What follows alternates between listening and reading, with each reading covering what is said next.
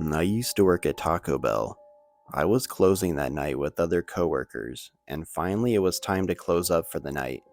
We turned off the outside lights and got a call on the restaurant phone as soon as we turned off the lights. My manager answered, and we heard a man speak. I vividly remember him saying, "I know there are only girls in there. I've been watching for a while now. Don't come out. I'll be waiting for you." And after we heard this, we were all very afraid, but we were hoping it was a prank call since sometimes kids would prank call the restaurant. I looked out into our lobby, and there was a tall man wearing a blue collared shirt with it tucked in, standing at the door, and he was facing the other way. At that point, we were terrified. We called the cops, and the cops said that they could be there in about 5 minutes. After about 5 minutes or so, they showed up and started talking to the man. They had asked him to leave, and there was a little bit of arguments going on. After about 5 minutes or so, the guy had took off. Thank God that we never saw the man again, and I'm so glad that we were safe that night.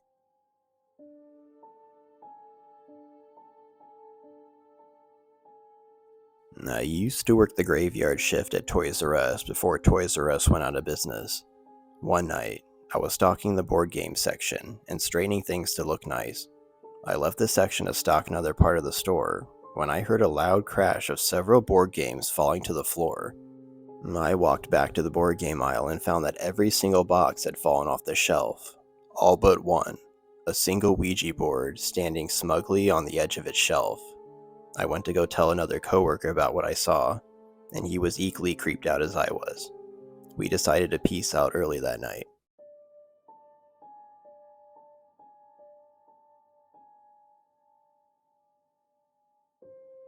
Around 12 years ago, I was working security at a small company headquarters in New York City.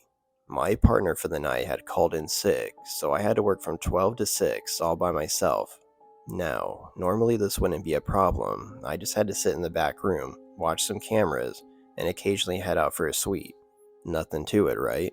Well, as it turns out, one of the employees had stayed in the building after hours and had managed to avoid my coworker's sweep from the previous shift. I first noticed a movement in my peripheral vision on one of the screens, and then again a few minutes later. This was odd because I was used to quiet nights in this particular building. I was a little scared when I headed out for my sweep, but it was my job, so I grabbed my flashlight and headed out to begin. I had to start the sweep in one big hallway, and right as I entered, I saw a flash of movement at the end of it. At this point, I was really freaked out. I stood frozen for a minute or so, looking into the semi darkness, unsure of what to do. The decision was taken out of my hands.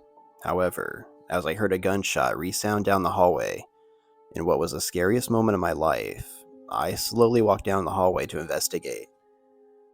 I reached the end and saw to my left that the president's office light was on. Slowly, I approached the door and creaked it open. I was really scared at that point. What I saw will forever haunt me. The man had taken a seat in the president's chair and shot himself. In any case, I threw up a few times and called the police. I got the next 2 weeks off. I still have nightmares about it sometimes.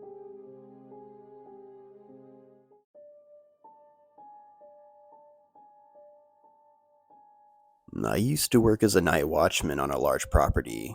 Not just a big building, but a large surrounding property as well. Probably had about 50 acres. Well, this property was not in the best of areas. It was kind of secluded, but had a subdivision nearby.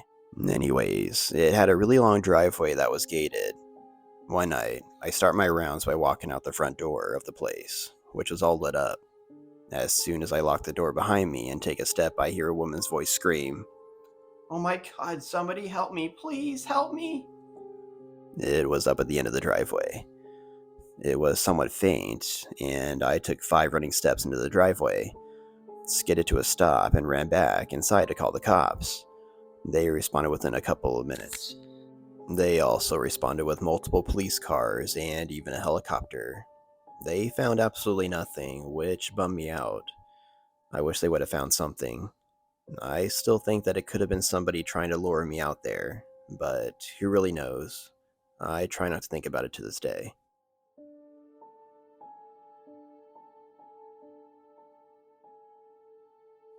I used to work the night shift at a really run-down hotel next to the airport. One night, I get a call from a lady in room 204. She says there was arguing and loud banging, and there was also crying coming out of room 206. I checked the computer. No one has checked into that room due to maintenance issues. I called my supervisor to see what I should do. She tells me to call on-site security and follow them up with a key. I really in my head said no thank you, but I decided to be the bigger person and go up anyways. As they get off the elevator, we can hear the crying. It's pretty loud. My heart starts racing as we near the door, so I hand the key to the security guard. The next 5 minutes seem to happen in slow motion. He opens the door and immediately flicks on the light. Keep in mind, room 206, we're on the second floor, and this was like 3 a.m., so no one was around. As we enter the room, the shower is on. Steam is coming from underneath the door. There is only one lamp on in the room, and it was super cold in there. What I saw right in front of me was pretty disturbing. Sitting on the bed was a woman, curled up and crying. She had bright red curly hair. She was facing away from us. As Frank approached her, he asked if everything was okay. She sort of stopped crying and rolled over. When she did, a wave of horror came over me. She was super pale, covered in blood, and was just staring right behind us. That's when we realized the shower had stopped and the door was open. There was a man, about 6'5", standing there in the doorway. And as we turned around, the cops tased him and arrested him. It turned out that he was a rapist who hid in hotel rooms, kidnapped women who stayed there, and held them there hostage. To this day, it's really hard for me to go to hotels, or even look at one for that matter. It still reminds me of that day and what I saw. I'm just glad that we got that crazy guy off the streets, so he wasn't able to do this to anybody else.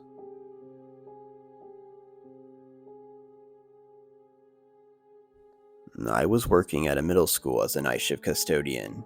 I cleaned a long U-shaped wing full of classrooms every weeknight. I had already locked up one set of the doors to the wing and was about to lock the ones at the other end of the U. I made the full lap around the wing. I had been cleaning there all night alone and came to the end of the hallway where the doors to the rest of the school were. When I shut the lights off, a dark silhouette of what looked like a child ran from across the end of the hallway from left to right. There were doors down there, but I had just locked them all up and no one was around. I was so creeped out. I locked the doors connecting the wing to the rest of the school and ran to my car. I always felt like I was seeing things out of the corner of my eye working there at night, but that was the most visible for sure thing that I saw at that place. It still haunts me to this day. Hey everybody, thank you so much for watching this video. If you have a personal, true, scary story that you would love for me to eventually read on this channel, please send it to my email, midnightgoosebumps@yahoo.com. I appreciate all your love and support. Thank you so much for subscribing and liking the video. It really means a lot to me, guys. If you can, like this video if you enjoyed it, and subscribe to the channel if you haven't already. Thank you guys so much, and I hope to make more videos for you here soon. Take care, everybody.